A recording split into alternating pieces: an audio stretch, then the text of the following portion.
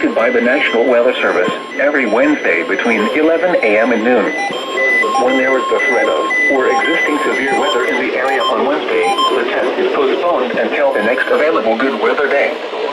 The warning alarm, transmitted over National Weather Service radio stations in north central and northeast Illinois, will be activated for watches and/or warnings, affecting all counties in north central and northeast Illinois, as well as counties in far northwest Indiana.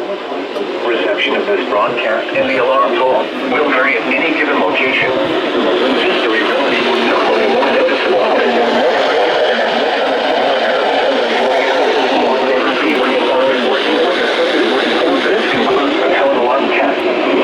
We will now return to our briefing.